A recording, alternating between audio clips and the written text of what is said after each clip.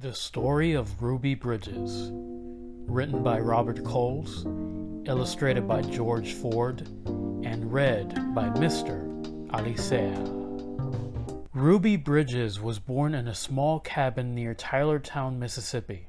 "We were very poor, very, very poor," Ruby said. "My daddy worked picking crops. We just barely got by.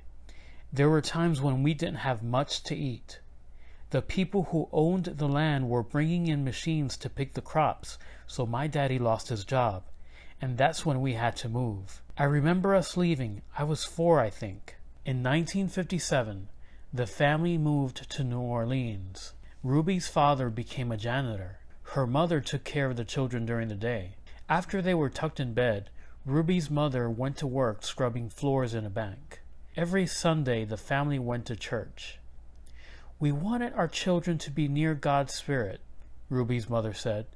"We wanted them to start feeling close to Him from the very start." At that time, black children and white children went to separate schools in New Orleans. The black children were not able to receive the same education as the white children. It wasn't fair, and it was against the nation's law. In 1960, a judge ordered 4 black girls to go to 2 white elementary schools. 3 of the girls were sent to McDonough 19. 6-year-old Ruby Bridges was sent to 1st grade in the William Frantz Elementary School. Ruby's parents were proud that their daughter had been chosen to take part in an important event in American history. They went to church. "We sat there and prayed to God," Ruby's mother said, "that we'd all be strong and we'd have courage and we'd get through any trouble. And Ruby would be a good girl and she'd hold her head up high and be a credit to her own people and a credit to all the American people. We prayed long and we prayed hard." On Ruby's first day, a large crowd of angry white people gathered outside the Frantz Elementary School. The people carried signs that said they didn't want black children in a white school. People called Ruby names. Some wanted to hurt her. The city and state police did not help Ruby.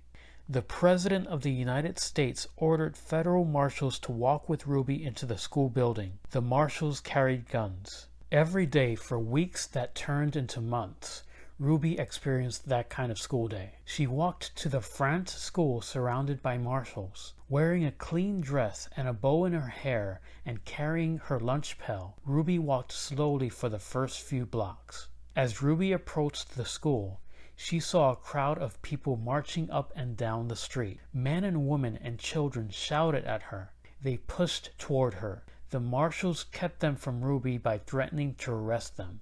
Ruby would hurry through the crowd and not say a word. The white people in the neighborhood would not send their children to school. When Ruby got inside the building, she was all alone except for her teacher, Mrs. Henry. There were no other children to keep Ruby company, to play with and learn with, to eat lunch with. But every day, Ruby went into the classroom with a big smile on her face, ready to get down to the business of learning. "She was polite and she worked well at her desk," Mrs. Henry said. "She enjoyed her time there.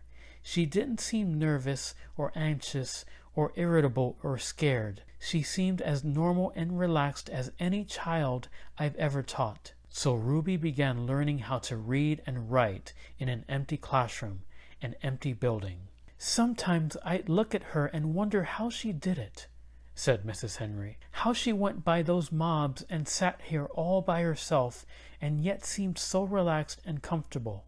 Mrs. Henry would question Ruby in order to find out if the girl was really nervous and afraid, even though she seemed so calm and confident.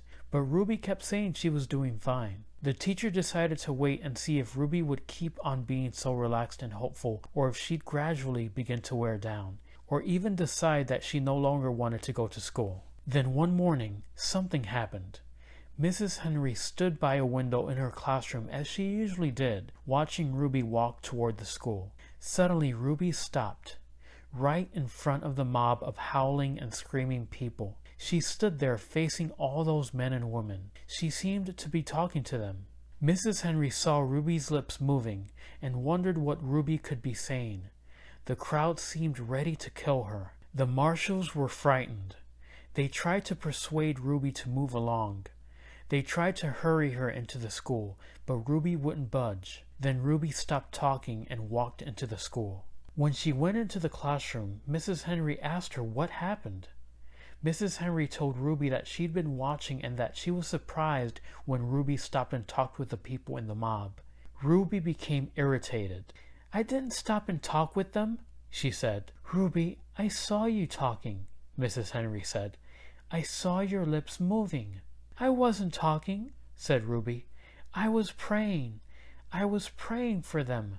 Every morning, Ruby had stopped a few blocks away from school to say a prayer for the people who hated her.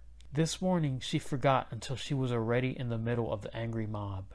When school was over for the day, Ruby hurried through the mob as usual.